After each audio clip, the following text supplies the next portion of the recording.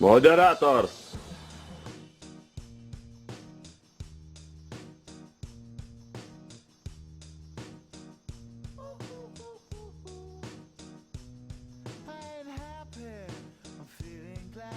Sunshine in a bag, I'm useless, but not for long, the future. Labai džiaugiamės galėdami jums pristatyti gamyklos Moderator gaminamus, labai kokybiškus, paprastus, bet labai gerai veikiančius granulinius kombinuotus katlus. Šis katlas vadinasi Unica Vento Eco. Jau iš pavadinimo galima suprasti, kad jo naudingumas yra tikrai geras. Naudingumo koeficientas siekia 91%.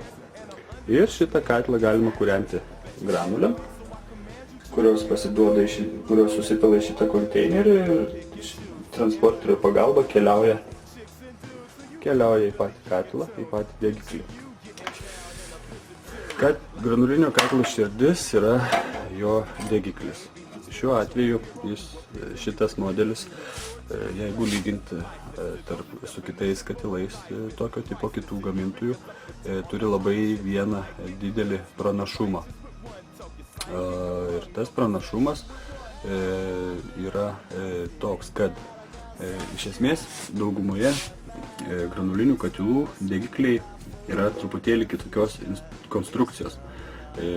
Čia gamykla rado labai gerą sprendimą, kuris panaikino sraigto užstrigimo tikimybę. Tai ne tikimybę, bet patį faktą. Tarkim, nes įprastos konstrukcijos degikliai dažniausiai būna išlietos ketinės alkūnės ir sraigtas, tarkim, baigėsi šitoje vietoje. Ir sukdamasis sraigtas, jisai sumala pakeliui tas granulės, ypač jeigu tai yra blogesnės kokybės granulės. Ir tie miltai, tos vadinamosios pjuvenos, ir kaupiasi šitoje vietoje ir jos stringa pats transporteris.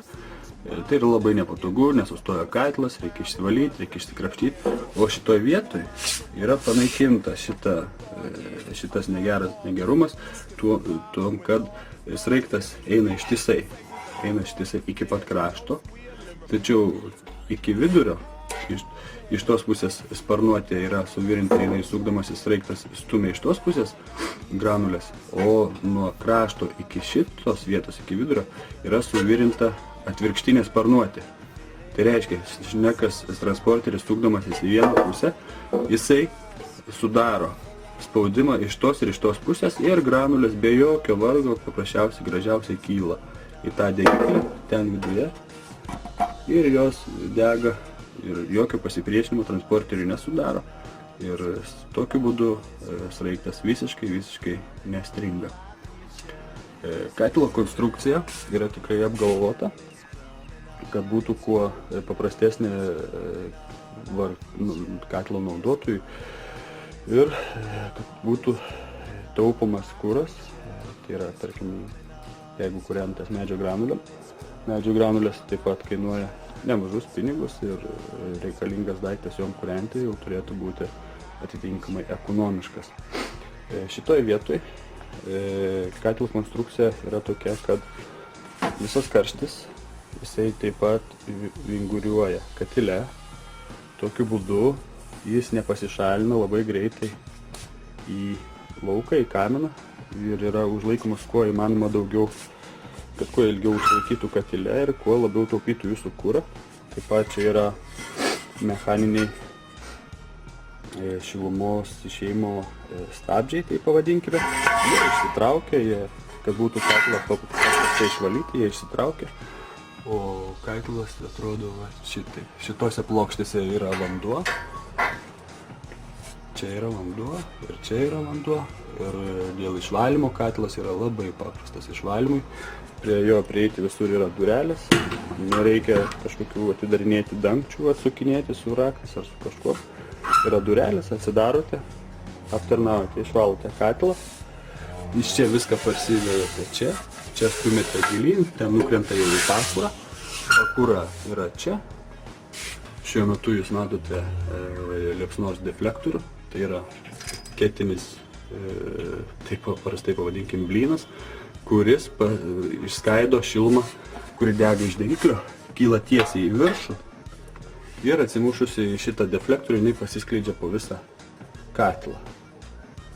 Kad kuo daugiau ploto paimtų šilumos, kad katilas kuo geriau kaistų, šiltų ir šildytų vandenį, radiatorius.